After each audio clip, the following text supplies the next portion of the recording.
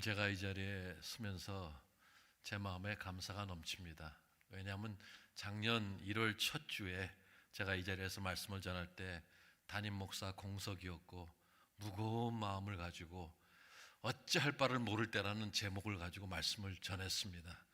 근데 오늘 이렇게 앞에 담임 목사님 듬직하신 분이 앉아 계시고 그래서 제 마음도 든든하고 흐뭇하고 감사가 넘칩니다. 2025년 새해 한 해 동안 여러분의 가정과 또 사업과 일터와 또 여러분의 자녀들과 여러분의 하시는 모든 일에 하나님의 크신 은혜와 평강이 함께 하시기를 기원합니다.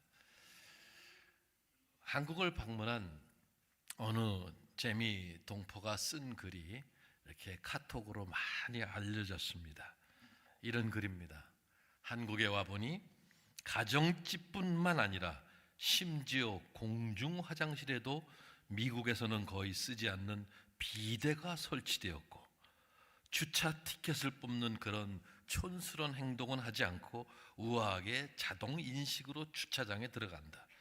모든 대중교통은 카드 하나로 해결되고 집에 앉아서 여러 가지 음식을 배달시켜 먹고 어느 집을 가도 요즘은 비밀번호나 카드 하나로 문을 열고 들어간다. 차마다 블랙박스가 달려있고 심지어 집집마다 김치 냉장고가 따로 있다. 가는 곳마다 지하철, 고속철도, 음식점, 상점과 심지어는 버스 정류장에서도 자동으로 초고속 와이파이가 잡힌다. 역마다 정류장마다 몇 분 후에 내가 기다리는 차가 온다는 그런 정보도 뜬다. 그리고 요즘에는 그런 정류소 앞에 앉아있는 의자에도 겨울에는 히터가 들어옵니다. 편리한 지하철 그리고 근처 어디에서나 다양한 먹거리를 즐길 수 있다. 그런데 아이러니한 것은 만나는 사람마다 한국에서 사는 것이 얼마나 힘든지를 토로한다. 전셋값이 얼마나 비싼지, 아이들 교육시키기가 얼마나 힘이 드는지, 자신이 지옥에 살고 있다고 모두들 아우성이다. 헬조선이라고 한다. 돈이 없다고 하면서 여행도 잘 가고 아이들 스포츠나 과외, 학원을 안 보내는 사람들이 드물다. 전세라는 훌륭한 제도를 통해 매달 월세를 안 내고 살 수도 있는 사람들이 오늘도 매일 집페이먼트로 2,000불에서 5,000불을 내며 미국에 사는 사람들보다 행복하지 않은 이유는 무엇일까? 의료보험은 미국보다 10배나 싸고 치료비도 10배나 싸다. 10,000원짜리 밥을 먹어도 TV 없어서 20% 할인받는 느낌이다. 대한민국은 초고속으로 압축 성장한 경제 대국의 나라다. 세계가 다 아는데 모르는 사람들이 있다. 바로 대한민국 국민이다. 각종 먹거리가 많아서 비만증 환자가 늘어나고 당뇨와 혈압 환자가 줄을 잇는다. 한국은 이렇게 풍요로운데 왜 사람들은 불안하고 초조하고 불만족스러운가? 저는 미국서도 오래 살아보고 현재 한국에 살고 있기 때문에 이 글에 공감을 합니다. 특별히 한국은 편리함으로는 세계 1위라는 생각이 듭니다. 그러나 평안함은 아닙니다. 혹시 여러분은 이런 한국의 삶을 동경하십니까? 한국을 한번 방문하고 나서 비교하면서 신세 한탄하면서 내가 왜 미국에 이민 갔는가? 혹시 이러진 않습니까? 여러분 어떻습니까? 한 해를 시작하면서 혹시 감사의 마음이 없지는 않습니까? 현재 처한 상황으로 인해서 감사가 없고 혹시 불평과 불만이 있지는 않습니까? 감사라는 것은 우리 그리스도인의 삶의 태도의 본질입니다. 만물을 창조하신 하나님, 우리에게 생명과 호흡을 주시고 우리가 살아 움직이면서 존재하는 그 존재케 하신 하나님, 그분께 감사하는 거예요. 모든 선하고 온전한 선물을 주시는 하나님은 모든 감사를 받아서 마땅하신 분입니다. 그리고 감사를 받기에 유일하신 분입니다. 거듭나지 않은 사람들은 감사하지 않는 것이 정상입니다. 그런데 그리스도인들은 감사하지 않는 것은 비정상입니다. 최근 설문조사에 의하면 25%의 그리스도인들이 감사하지 않는다고 합니다. 왜? 현재의 삶에 만족하지 못하기 때문입니다. 그런데 성경은 범사에 감사하라고 명령합니다. 범사가 뭡니까? 예가 없어요, 변명이 없어요, 무조건적으로 그럼에도 불구하고 모든 면에서 감사하라는 겁니다. 삶에 관련해서 모든 면에 있어서 감사하라는 거예요.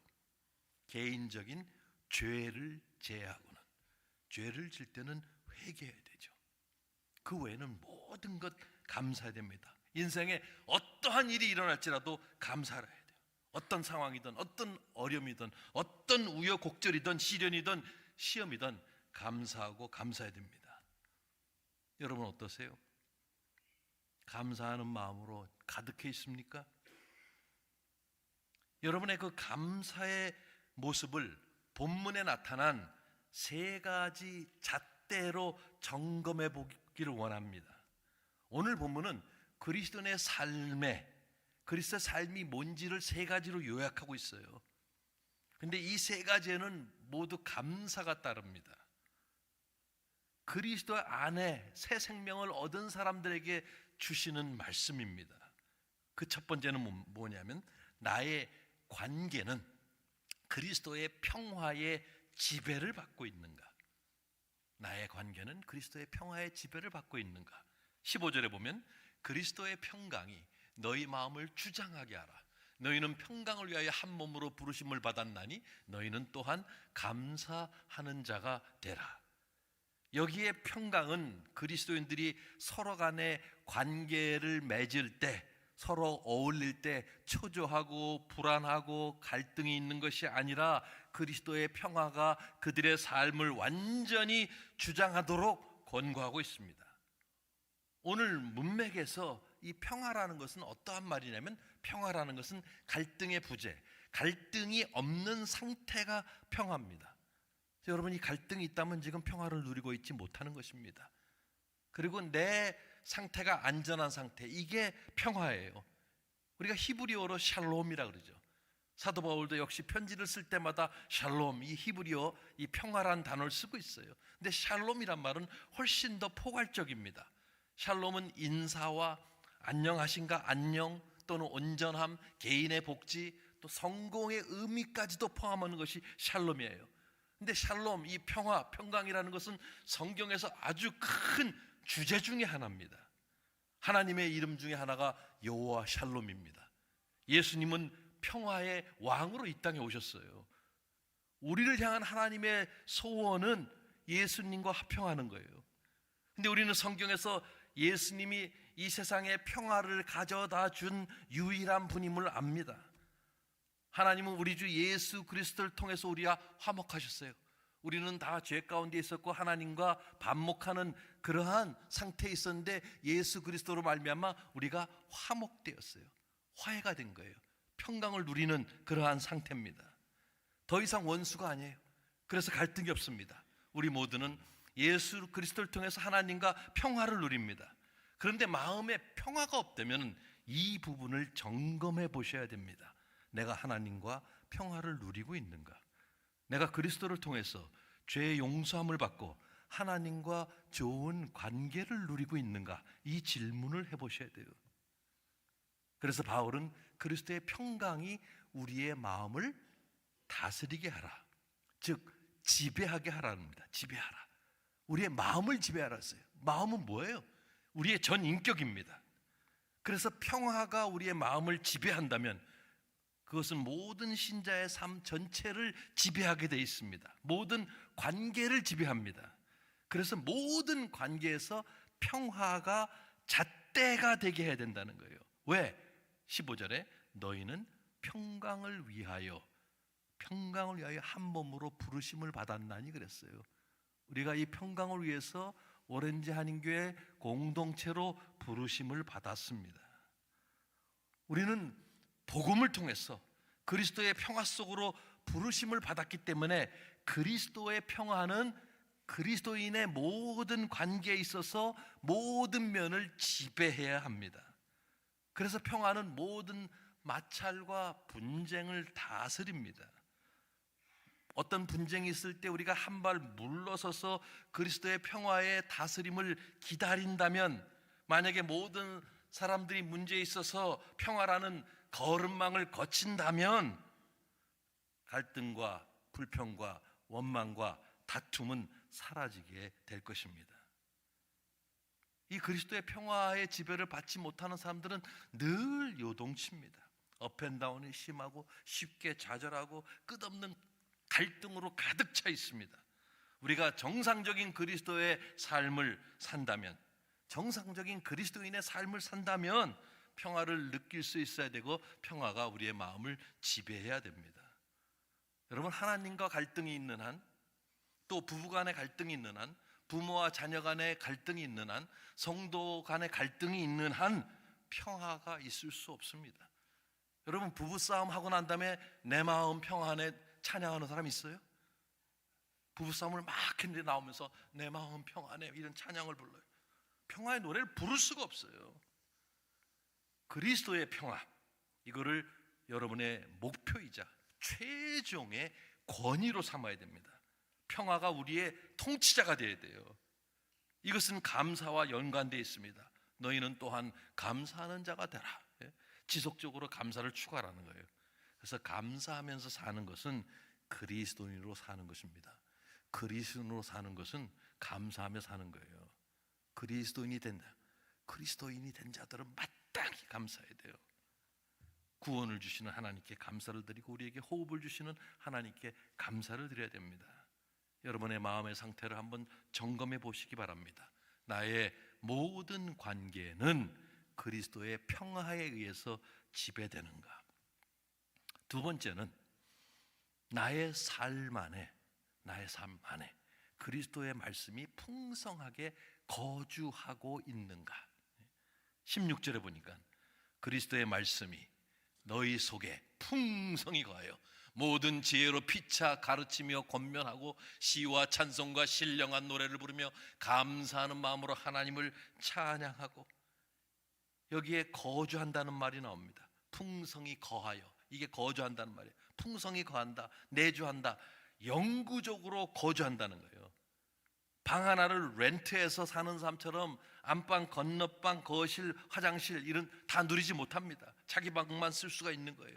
근데 본문은 방 한 칸이 아니라 집안 전체를 풍성하게 누리라고 명합니다. 말씀이 여러분 집안 곳곳에, 구석구석에 풍성히 거하고 차지해야 되는 거예요. 소파에만, 부엌에만, 화장실만이 아니라 집안 전체입니다. 여러분은 여러분이 사시는 그 집안의 물건들과 아주 익숙해요. 침대, 소파, 냉장고, 옷장, 화장실, 모든 살림살이.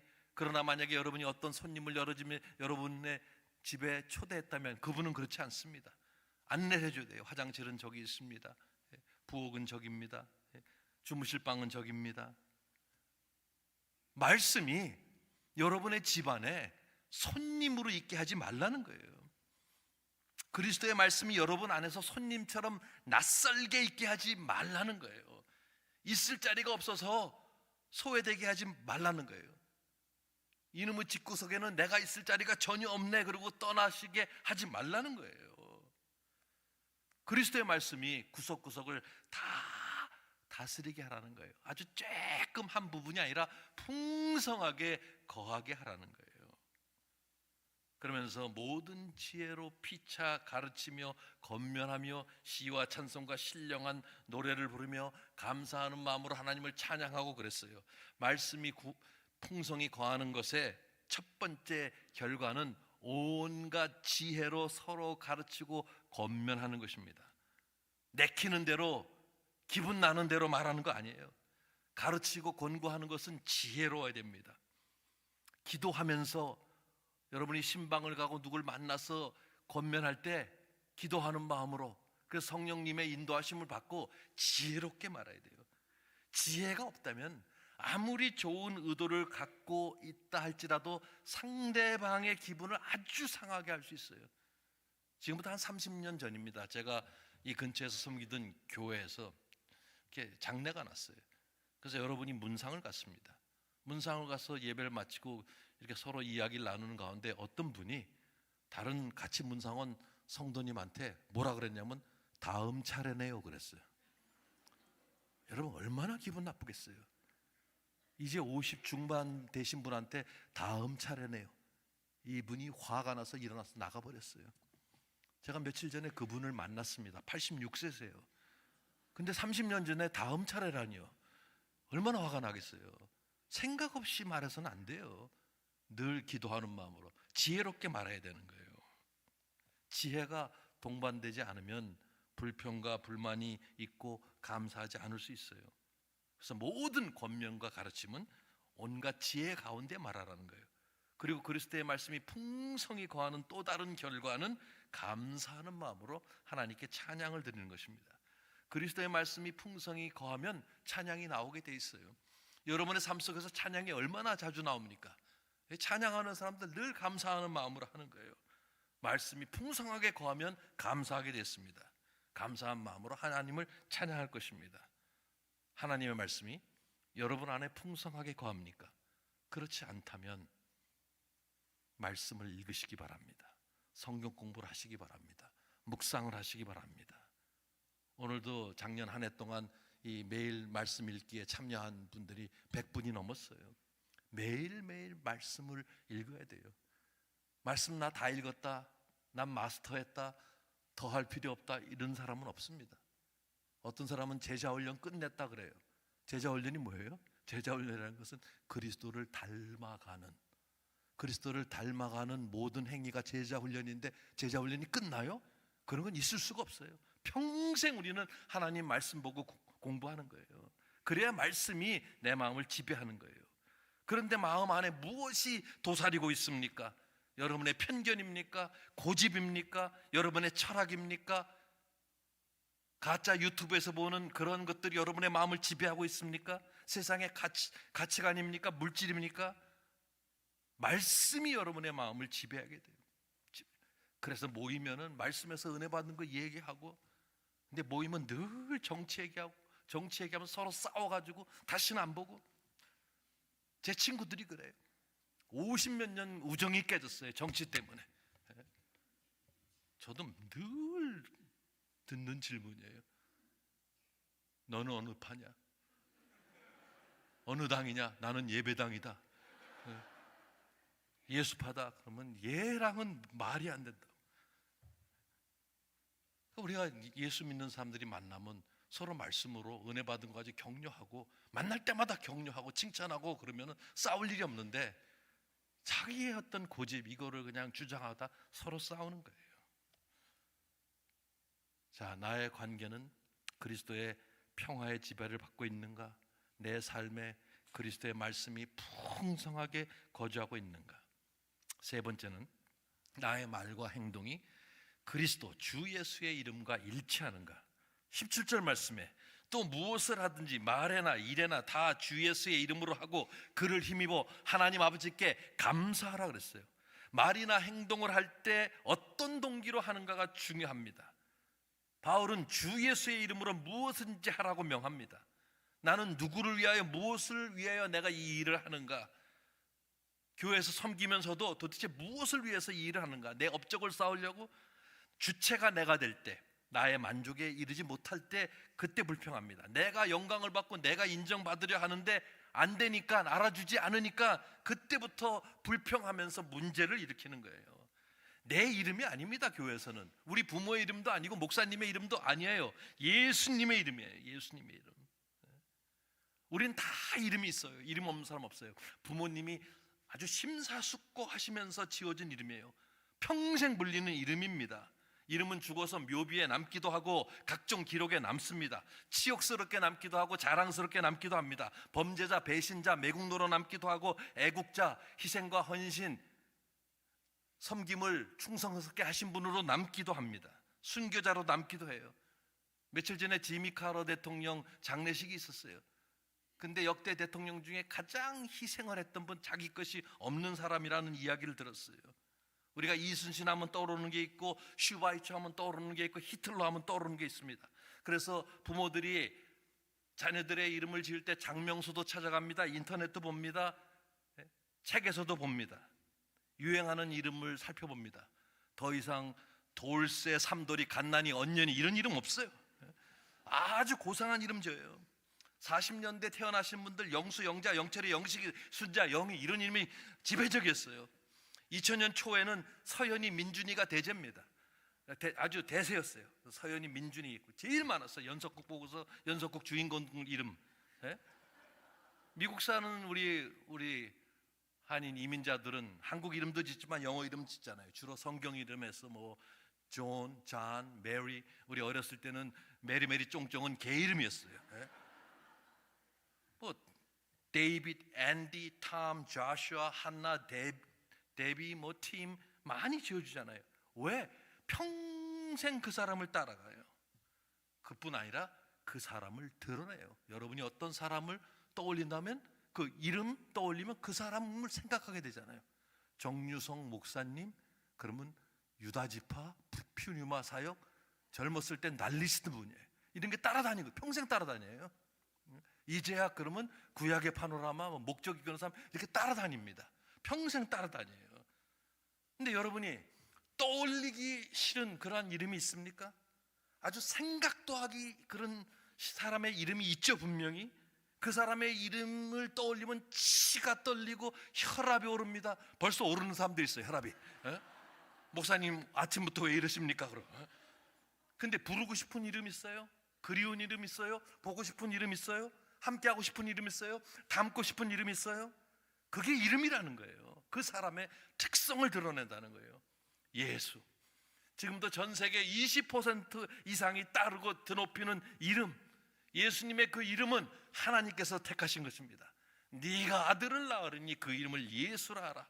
예수란 뜻은 여호와께서 구원하신다. 그것이 바로 예수님께서 하신 일이고 예수님의 사역 그 자체입니다. 근데 오늘 본문에 말을 하든 행동이든 그 무엇을 하든지 주 예수의 이름으로 하라 그랬어요. 주 예수라고 할 때는 어떤 말입니까? 먼저 그분이 나의 주님이시다라는 고백입니다. 우리 김장로님 기도하실 때 주 예수 그리스도의 이름으로 기도합니다. 그렇게 오늘 하셨어요. 주 예수, 그분이 나의 주님이라는 거예요. 그분이 나의 통치자라는 거예요.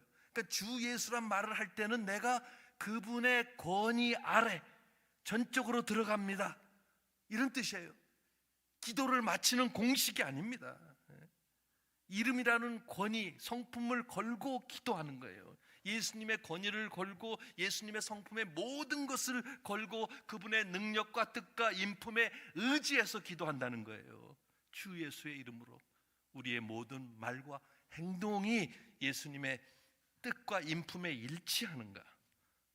그래서 모든 일을 주 예수의 이름으로 하는 것은 그분이 누구시며 그분이 원하시는 바에 따라 일관되게 행하는 것입니다.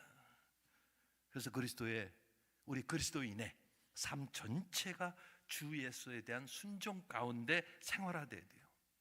예수님의 이름은 그분의 인격 전체이며 사역입니다. 무엇을 하든지 모든 것을 할 때 예수님의 성품과 전적으로 일치해야 된다는 거예요. 그래서 우리의 행동, 말 모든 것이 예수님의 이름이라는 거름망, 필터를 거쳐야 된다는 거예요. 저는 요즘 그 젊은 사역자들 추천서를 많이 씁니다. 목사님 제가 어느 교회로 가려는데 추천서를 써주세요. 제가 추천서를 쓸 만한 나이가 됐습니다. 제가 우리 오렌지하는 교회 19살부터 다녀서 아직도 어떤 분들은 뭐 어린 종, 젊은 종 그러는데 제가 60 중반을 거쳐서 후반으로 들어가고 있고 우리 정유성 목사님하고 띠동갑입니다. 그래서 제가 이 추천서를 이렇게 많이 쓰는데 추천서 쓸 때 제 이름이 들어가잖아요. 심사숙고합니다. 아무나 추천서 쓰지 않아요. 왜? 이거 디모데 성경연구원 대표 이재학 목사가 쓴 거네. 제 이름이 들어갔는데 어떻게 함부로 쓰겠어요? 책임감이 따르는 거예요. 여러분 이런 악성 댓글 있죠? 누가 쓴지 몰라요. 악성 댓글은. 왜? 실명제가 아니니까 자기 이름 안 들어가니까 아무렇게나 책임 없이 막 써서 어떤 사람들을 공경에 빠뜨리기도 하고 자살하게까지 만드는 것이 이런 악성 댓글이에요. 책임을 안 지니까. 우리는 하나님의 자녀이기 때문에 하나님의 이름에, 예수님의 이름에, 명예에 손상이 가게 해서는 안 됩니다. 그분의 영광을 가려서는 안 돼요. 고린도전서 10장 31절 우리 다 외우는 말씀이에요. 그런즉 너희가 먹든지 마시든지 무엇을 하든지 다 하나님의 영광을 위하여 하라. 내 이름만을 위해서 살면요 감사할 수가 없어요. 내 욕심이 끝이 없기 때문에 그 욕심을 채울 수가 없습니다. 그리고 내 이름을 위해서 하는 건 교만이에요. 교만하면은 절대 감사할 수 없어요.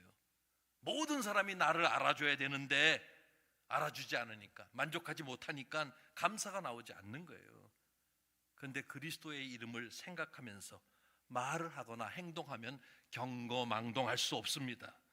모든 것을 그리스도를 위해 그리스도의 이름으로 수행하라. 그리고 그를 힘입어 17절 후반절에 하나님 아버지께 감사하라 그랬어요. 그를 힘입어 하나님 아버지께 감사하라. 우리의 힘으로 감사가 안 될 때가 있어요. 그래서 예수의 이름, 그의 힘을 입어서 하나님께 감사를 드려야 된다는 거예요. 우리는 그리스도를 생각할 때마다 감사할 수 있어요. 왜? 우리가 우리 자신 보면 우리 자신 잘 알잖아요. 다른 사람이 모르는 우리 자신이 있잖아요. 그런 정말 못나고 부족하고 연약한 우리 같은 사람을 구원해 주시고 하나님의 자녀로 삼아 주셨다는 그것만 생각하면 얼마나 감사가 있습니까? 오늘 본문에 감사가 3번 나와요. 15절에 한 번, 16절에 한 번, 17절에 한 번 나옵니다. 그리스도의 평강, 그리스도의 말씀, 주 예수의 이름이 다스릴 때 감사할 수 있다 그랬어요. 즉 그리스도로 충만할 때만 감사할 수 있습니다. 감사라는 것은 그 사람의 영적 상태를 가장 잘 알 수 있는 척도입니다. 입만 열면 불만, 불평, 근데 입만 열면은 감사. 우리 모두는 감사할 책임이 있어요. 감사는 우리가 가진 모든 것을 올바른 관점에서 바라보게 합니다. 여러분, 하나님이 우리에게 얼마나 많은 것들을 주셨습니까? 여러분이 가지신 모든 것 한번 생각해 보세요. 물질적인 소유뿐 아니라 관계, 가족, 교회, 직장, 친구, 자녀, 손주들, 이 모든 것의 목록을 작성하고 주신 것, 받은 것에 대해서 매일매일 감사하십시오. 하루에 적어도 5가지씩은 감사하시기 바랍니다. 전 제 습관이 있어요. 그냥 아침에 눈을 딱 뜨면은 그 자리에서 감사합니다. 밖에 추운데, 비가 오는데 천장을 주신 하나님 감사합니다. 제가 일어나서 샤워할 샤워장이 있는 거 감사합니다. 샤워가 나서 갈아입을 옷이 있다는 거 감사합니다. 냉장고를 열 때 먹을 음식이 있는 거 감사합니다. 제가 섬길 하나님이 있는 것, 제가 섬길 교회가 있는 것, 제가 함께 교제할 수 있는 성도들이 있는 것, 가족들이 있는 것 감사합니다. 늘 이거로 시작합니다. 여러분, 받은 복을 세워보세요. 우리 안에는, 이 오렌지 한인 교회 안에는 원불교가 없어야 돼요. 원불교, 원망, 그 다음 뭐예요? 불평, 교만. 원망, 불평, 교만. 이 원불교 없애야 됩니다. 늘 하나님의 축복을 세워보시기 바랍니다.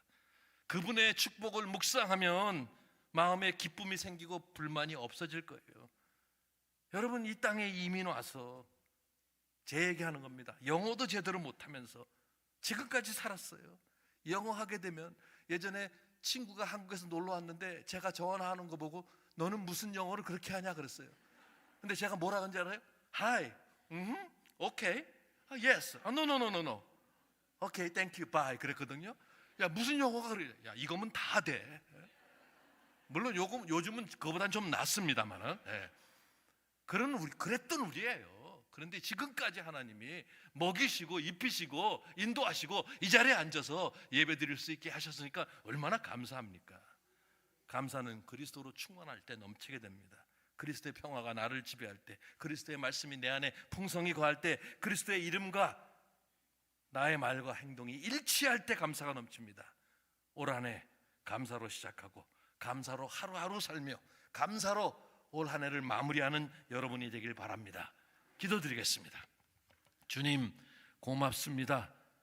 이 땅에 아무것도 가지고 온 것도 없는데 하나님께서 지금까지 채우시고 입히시고 인도하신 하나님 감사를 드립니다. 무엇보다도 하나님을 알고 하나님 앞에 나와서 예수 그리스도를 통해서 예배하게 하시니 감사합니다. 올 한 해 동안 우리 사랑하는 오렌지 교회 성도 여러분들이 감사로 넘치는으로 말미암아 하나님께 먼저 영광 돌리고 그들의 삶에 정말 평강과 은혜가 넘치는 그러한 삶의 연속이 될 수 있도록 은혜 내려 주시옵소서. 예수님의 이름으로 기도드립니다.